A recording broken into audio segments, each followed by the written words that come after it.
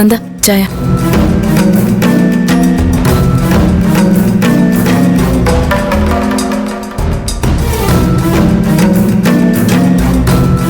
ചേച്ചി, എനിക്കാകെ പേടിയാവാ. അച്ഛൻ എങ്ങനെയായിരിക്കും കാര്യങ്ങൾ അവതരിപ്പിക്കാൻ പോകുന്നേ? അറിഞ്ഞു കഴിയുമ്പോ ബലരാമൻ ഞങ്ങൾ എങ്ങനെയായിരിക്കും പ്രതികരിക്കാൻ പോകുന്നേ? ടെൻഷൻ വേണ്ട ദേവിക. അച്ഛൻ അറിയാം എങ്ങനെയാ ബലരാമൻ അങ്കിളിനോട് ഇടപെടേണ്ടതെന്ന്. പക്ഷേ ബലരാമൻ അങ്കിൾ ചിലപ്പോ... ദേവി, ഒന്നുമില്ല. ഇന്നത്തോടെ എന്റെ മീരയുടെ ചാപ്റ്റർ അവസാനിക്കും. താൻ വെറുതെ ടെൻഷൻ അടിക്കണ്ട.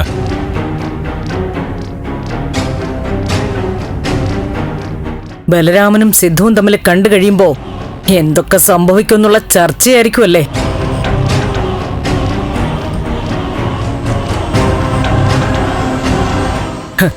ഒന്നും സംഭവിക്കാൻ പോകുന്നില്ല. അവര് കോഫി കുടിച്ച് രാഷ്ട്രീയം പറഞ്ഞ് കൈ കൊടുത്ത് പിരിയും. അതിലപ്പുറം ഒന്നും നടക്കാൻ പോകുന്നില്ല. അതിനപ്പുറം ഒന്നും നടക്കണ്ട. നടത്തേണ്ടതൊക്കെ ഞങ്ങൾ നടത്തി കഴിഞ്ഞല്ലോ.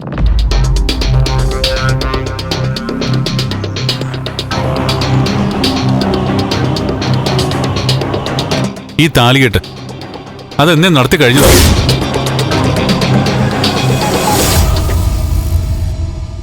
അതുകൊണ്ട് ഈ കാര്യത്തിൽ അതിനപ്പുറം ഒന്നും സംഭവിക്കണ്ട.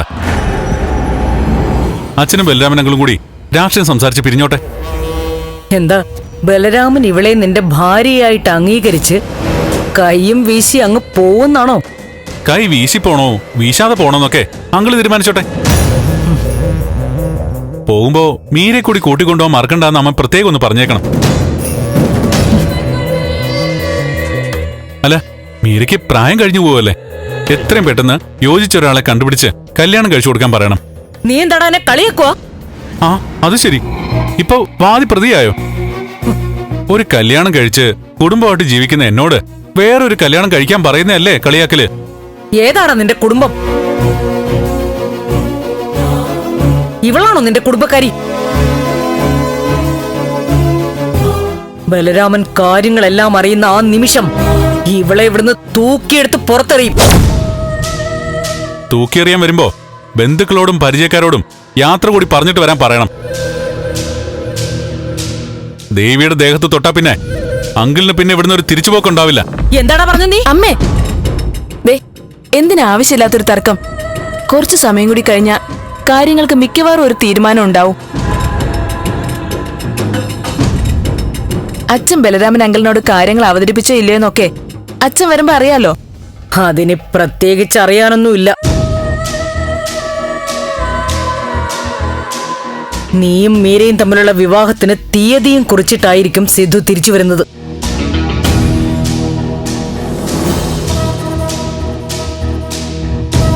നോക്ക്, ഇവരുടെ ഉറപ്പും കേട്ടിട്ട് നീ വെറുതെ പ്രതീക്ഷയും വെച്ച് നിൽക്കണ്ട. ഒരു ജീവിതമേ ഉള്ളൂ, അത് പാഴാക്കി കളയരുത്. എന്റെ ജീവിതം പാഴായി പോവാതെ നോക്കാനേ എനിക്ക് എന്റെ ഭർത്താവുണ്ട് ആന്റി.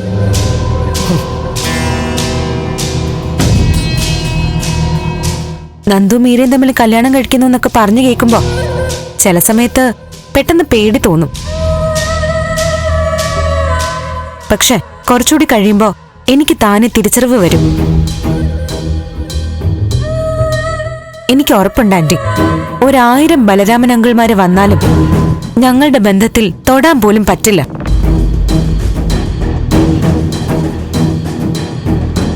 നന്ദു എനിക്കും ഞാൻ നന്ദുവിനും എന്ന് എന്നേ തീരുമാനിച്ചു കഴിഞ്ഞതാ.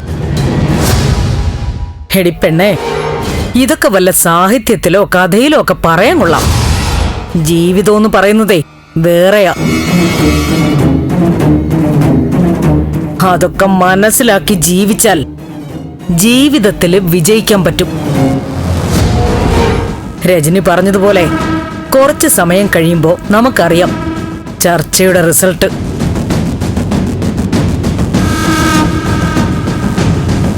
നീ അതുവരെ സ്വപ്നവും പ്രതീക്ഷയുമായിട്ടൊക്കെ നടന്നു. എനിക്കിപ്പോ നിന്നോട് ദേഷ്യമല്ല, സഹതാബോധം ഒന്ന്. ജീവിതം എന്താണെന്ന് തിരിച്ചറിയാൻ സാധിക്കാത്ത വിഡ്ഢി. വേണ്ട, മതി, അടങ്ങ്. പറഞ്ഞില്ലേ, വെറുതെ എന്തിനാ അങ്ങോട്ടും ഇങ്ങോട്ടും പറഞ്ഞ് സമയം കളയുന്നേ?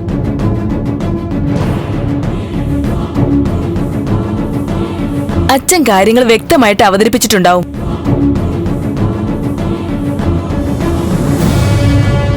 അച്ഛൻ വരട്ടെ. എല്ലാം അറിഞ്ഞ ശേഷം മതി ഇനി ഒരു സംസാരം. നീ ചെല്ലടാ.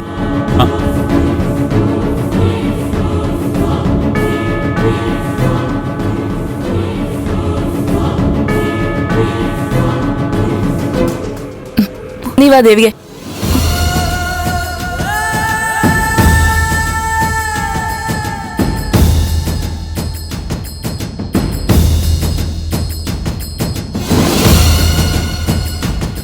എല്ലാം ഞാൻ പ്രതീക്ഷിച്ചതുപോലെ തന്നെ നടക്കില്ലേ? സിദ്ധു ദേവികയെ കുറിച്ചൊക്കെ പറഞ്ഞു കഴിഞ്ഞാ ബലരാമനെല്ലാം അംഗീകരിച്ചാൽ ഇല്ല, അങ്ങനൊന്നും നടക്കില്ല. ഇപ്പൊ അവർ തമ്മിൽ സംസാരിച്ചു കഴിഞ്ഞിട്ടുണ്ടാവും.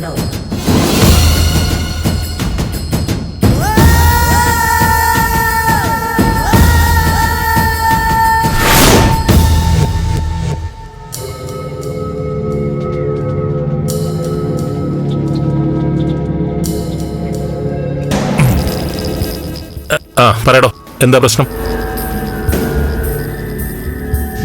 നന്ദന്റെയും മീരയുടെയും വിവാഹക്കാര്യമല്ലേ താൻ പറഞ്ഞേ? അവരുടെ വിവാഹത്തിന് എന്താ പ്രശ്നം? സിദ്ധു, ആയടോ പറയടോ. അവരുടെ വിവാഹം നടത്തുന്നതിൽ ചില ബുദ്ധിമുട്ടുകളുണ്ട്.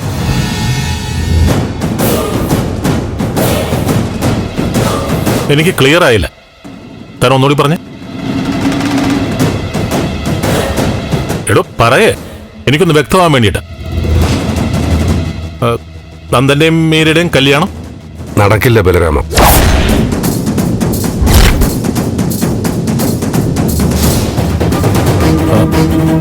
നടക്കില്ല? കാരണം? ബലരാമ, വിവാഹ കാര്യത്തിൽ വീട്ടുകാർ ആഗ്രഹിക്കുന്നല്ലോ പലയിടത്തും സംഭവിക്കുന്നത്. പലയിടത്തെയും കാര്യം വിട്, ഇവിടത്തെ കാര്യം പറ. ഇവിടത്തെ നമ്മുടെ മക്കൾ തമ്മിൽ വിവാഹം ചെയ്യണമെന്ന് നമ്മൾ വളരെ നേരത്തെ ആഗ്രഹിച്ചു. അതനുസരിച്ച് കാര്യങ്ങളും നമ്മൾ മുന്നോട്ട് കൊണ്ടുപോയി. പക്ഷെ ബലരാമ, വിവാഹം നടത്തി കൊടുക്കുന്നവരുടെ താല്പര്യമല്ലല്ലോ, വിവാഹം കഴിക്കുന്നവരുടെ ഇഷ്ടമല്ലേ പ്രധാനം. ഞാനൊന്ന് ചോദിച്ചോട്ടെ, നമ്മുടെ കുട്ടികളിൽ ഒരാൾ വേറൊരാളെ ഇഷ്ടപ്പെടുന്നു, ജീവിതം തന്നെ ആ ആൾക്ക് വേണ്ടി മാറ്റിവെക്കുന്നു.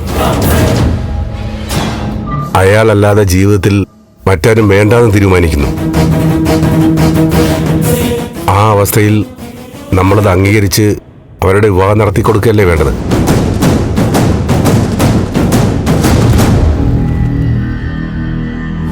സിദ്ധാർത്ഥൻ മന്ത്രിയാവണമെന്ന് ഞാൻ എൻ്റെ മനസ്സിൽ തീരുമാനിച്ചുറപ്പിച്ച കാര്യമാണ്. അത് ഞാൻ നടത്തി. നിന്റെ ജീവിതത്തിൽ ഞാൻ അതിലും ഉറച്ചൊരു തീരുമാനം എടുത്തിട്ടുണ്ട്. അതിന് ഒരാളെ മന്ത്രിയാക്കുന്നതിന് ഞാനെടുത്തതിന് 4-1 ബുദ്ധിമുട്ട് എന്നെ സംബന്ധിച്ചോളം ഉണ്ടാവില്ല. അത് മോൾക്ക് ഊഹിക്കാവുന്നതേ ഉള്ളൂ.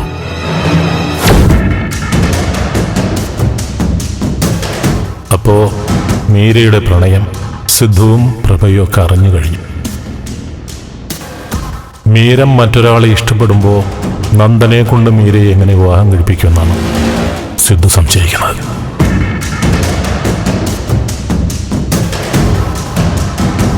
മീര മുമ്പ് ഇഷ്ടപ്പെട്ടിരുന്ന ആള് ഭീഷണിയായിട്ട് വരുമെന്ന് സിദ്ധാർത്ഥന് സംശയമുണ്ട്. ബലരാമ,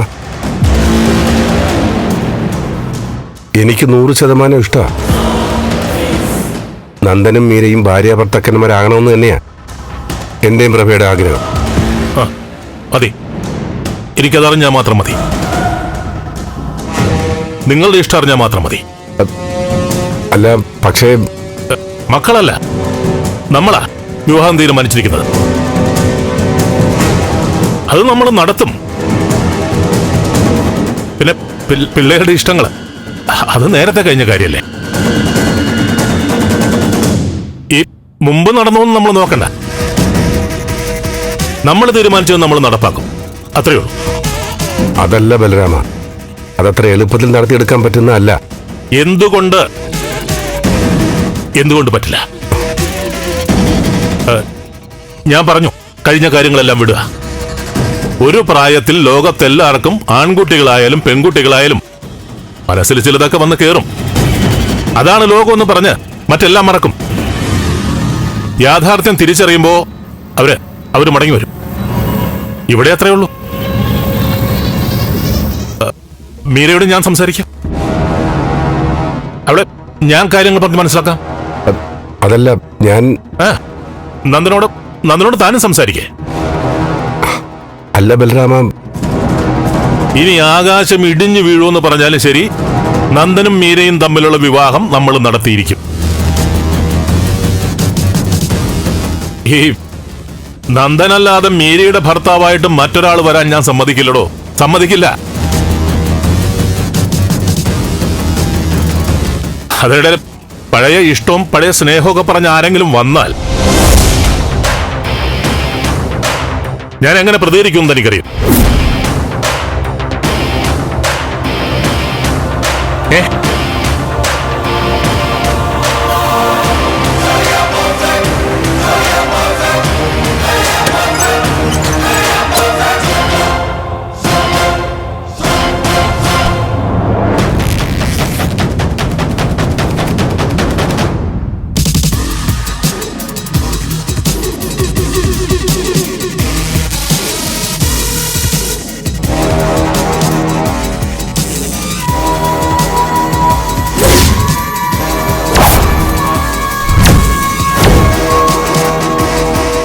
ഇതുകൊണ്ടോ ലൈസൻസ് ഉള്ളതിന്.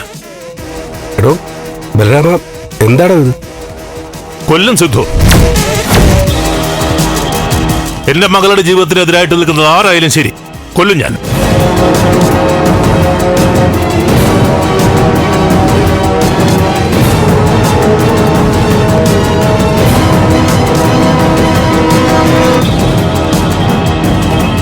അവരുടെ വിവാഹം മുടക്കാൻ വേണ്ടി ആര് വന്നാലും ഞാൻ കൊല്ലും.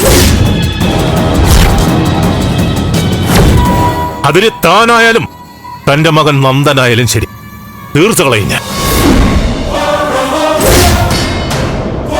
എന്നെക്കുറിച്ച് ഞാൻ തനിക്ക് പറഞ്ഞു തരേണ്ട കാര്യമില്ലല്ലോ, ഉണ്ടോ?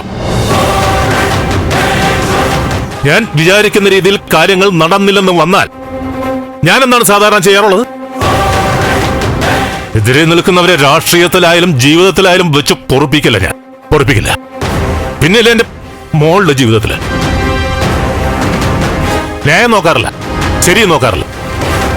എന്റെ ഇഷ്ടമാണ് അവിടുത്തെ ശരി. ഇവിടെയും അങ്ങനെ തന്നെ. ഇനി സിദ്ധുവിന്റെയും പ്രവയുടെയും മനസ്സിൽ എന്താണെന്നുള്ളതാണ് പ്രധാനം. ഇനി നിങ്ങൾക്കിത് സമ്മതമാണെങ്കിൽ കൂടുതലൊന്നും ആലോചിക്കേണ്ട കാര്യമില്ല. ടെൻഷനൊക്കെ മറന്നേക്ക്. ഓക്കെ, ഞാൻ നോക്കിക്കോളാം. ഇനിയൊന്നും നോക്കാനില്ല. നന്ദനും മീരയും തമ്മിലുള്ള വിവാഹം നമ്മൾ നടത്തിയിരിക്കും. ആർഭാടമായിട്ട് നടത്തിയിരിക്കും.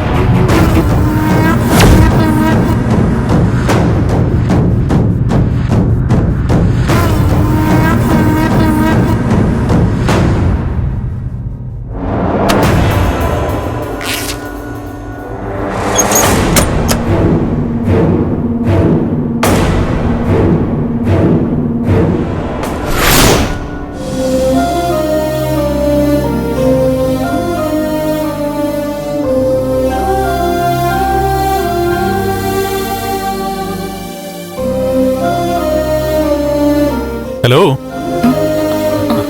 നന്ദു, അച്ഛൻ ബലരാമൻ അങ്കിളിനോട് ഇപ്പൊ എല്ലാം പറഞ്ഞിട്ടുണ്ടാവുമല്ലേ? എനിക്ക് കൈയും കാലും ഒക്കെ വിറയ്ക്കുന്നു. എന്തായിരിക്കും അങ്കിളുടെ പ്രതികരണം? ഇപ്പോ കാര്യങ്ങളൊക്കെ പറഞ്ഞു കഴിഞ്ഞിട്ടുണ്ടാവും ദേവി. തീർച്ചയായിട്ടും അങ്കിളിന് അതൊരു വലിയ ഷോക്ക് തന്നെയായിരിക്കും ആദ്യം ഉണ്ടാവുക. പക്ഷെ ക്രമേണ യാഥാർത്ഥ്യം ഉൾക്കൊള്ളും. ആര് തെറ്റുകാരില്ലെന്ന് തിരിച്ചറിയും. പെട്ടെന്ന് കേൾക്കുമ്പോ ബലരാമൻ അങ്കിൾ അക്സെപ്റ്റ് ചെയ്യുമെന്ന എന്റെ പേടി. അച്ഛനും അങ്കിളും മാനസികമായിട്ട് ഒരേ ലെവലിലെ ആൾക്കാരാ. അച്ഛൻ എല്ലാം വ്യക്തമായിട്ട് പറഞ്ഞ് മനസ്സിലാക്കി കൊടുക്കും. അങ്കിളൊക്കെ പൂർണ്ണമായിട്ട് ഉൾക്കൊള്ളുകയും ചെയ്യും. എല്ലാം അറിയുമ്പോ എന്നോട് ദേഷ്യമാവൂല്ലേ? നന്ദന്റെ ഭാര്യയായ ദേവി ഇവിടെ ജോലിക്കാരിയായിട്ട് കഴിയുന്നു അറിയുമ്പോ അങ്കിളിന് ഫീൽ ചെയ്യും. സ്നേഹം കൂടത്തേ ഉള്ളൂ. ഈശ്വര, എല്ലാം നന്നായിട്ട് നടന്നാ മതിയായിരുന്നു. അങ്കിളും അച്ഛനും ചേർന്നിട്ടാവും മീരയോട് കാര്യങ്ങളൊക്കെ അവതരിപ്പിക്കാൻ പോകുന്നത്. അല്ലെങ്കിൽ ചിലപ്പോ അങ്കിള് മാത്രമായിട്ടായിരിക്കും. മീരയുമായിട്ട് ഒന്ന് മാറിയിരിക്കും. ശാന്തമായിട്ട് കാര്യങ്ങൾ പറഞ്ഞ് മനസ്സിലാക്കും. മീരെ കാര്യങ്ങൾ അറിയിച്ച് ഇന്ന് തന്നെ ഡൽഹിക്ക് കൊണ്ടുപോകുമായിരിക്കും അല്ലേ? അതെ, കാര്യങ്ങൾ ഇങ്ങനെയൊക്കെയാണെന്ന് തിരിച്ചറിഞ്ഞു കഴിഞ്ഞാൽ പിന്നെ അവളെ ഇവിടെ തുടരാൻ അങ്കിൾ സമ്മതിച്ചെന്ന് വരില്ല. എല്ലാം ഇന്നത്തോടെ ശരിയാവും തോന്നുന്നു. അച്ഛൻ തിരികെ വന്നാലേ പൂർണ്ണമായിട്ടൊരു സമാധാനം കിട്ടും. ദേവി സമാധാനായിട്ടിരിക്കെ, എല്ലാം ശരിയാവും. നന്ദു, അച്ഛനൊന്ന് വിളിച്ചു നോക്കിയേ. ശരി, വിളിച്ചേക്കാം.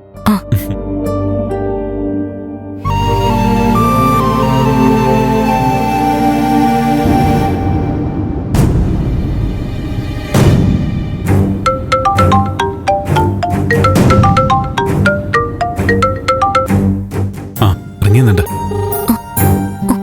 ടെൻഷനാവുന്നു.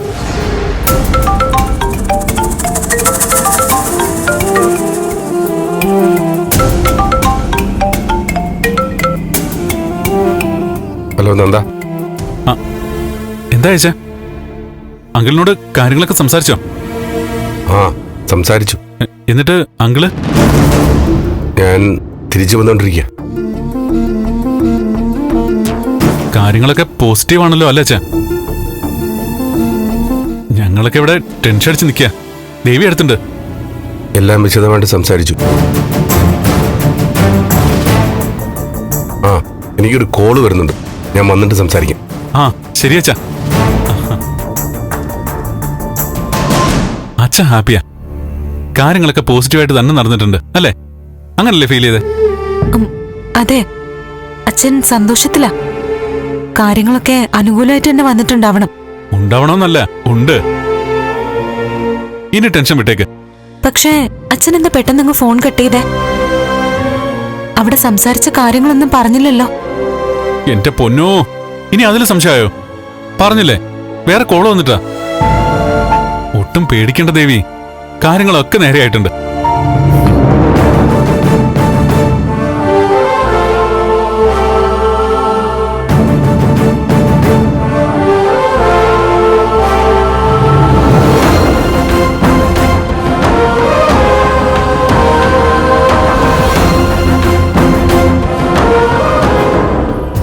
ബലരാമനുമായി എല്ലാം സംസാരിച്ച് നേരെയായി എന്ന് പ്രതീക്ഷിച്ചായിരിക്കും അവിടെ നന്ദനും ദേവിയും നിൽക്കുന്നത്. അവരോട് എങ്ങനെ കാര്യങ്ങൾ പറയും? യഥാർത്ഥ സംഭവങ്ങൾ എങ്ങനെ അറിയിക്കും? കാര്യങ്ങളൊക്കെ കൈവിട്ടു പോവാണോ?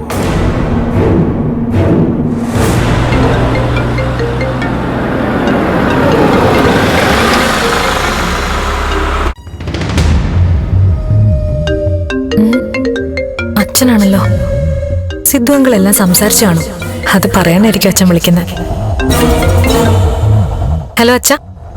നീ ഇപ്പൊ എവിടെ? ഡ്രൈവ് ചെയ്യാ. കാർ ഒതുക്കിയിട്ടുണ്ട്. കാറിൽ എങ്ങോട്ടാ പോകുന്നേ? ബുക്ക് സ്റ്റോളിലേക്ക്. 1-2 ബുക്സ് ഒക്കെ വാങ്ങണം. ബുക്ക് സ്റ്റാളിലേക്കോ? നിനക്ക് ആവശ്യത്തിൽ കൂടുതൽ സ്വാതന്ത്ര്യമൊന്നും ഞാൻ തന്നെ നിന്നെ വഷളാക്കി.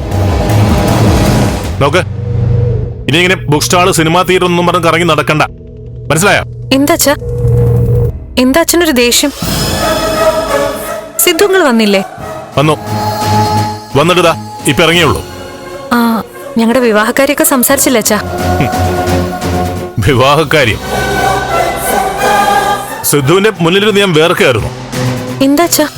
നിന്റെ പഴയ റിലേഷൻഷിപ്പിനെ കുറിച്ച് സിദ്ധു അറിഞ്ഞിട്ടുണ്ട്.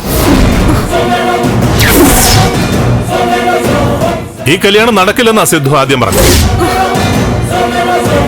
സിദ്ധു സംസാരിച്ചെന്ന് എനിക്ക് മനസ്സിലായി. നിന്റെ മനസ്സിൽ മറ്റൊരാളെ ഇഷ്ടമാണെന്നും ആ ഇഷ്ടം അംഗീകരിച്ച് കൊടുക്കണമെന്നൊക്കെയാ സിദ്ധുവിന്റെ അഭിപ്രായം. നന്ദനും മീരയും തമ്മിലുള്ള വിവാഹം ഇപ്പോഴും സിദ്ധുവിനും പ്രഭയ്ക്കും ഇഷ്ടമാണ്. പക്ഷേ നിന്നെ വേദനിപ്പിച്ചിട്ട് അങ്ങനെ ഒരു കല്യാണം നടത്താനില്ലെന്നും സിദ്ധു പറഞ്ഞു.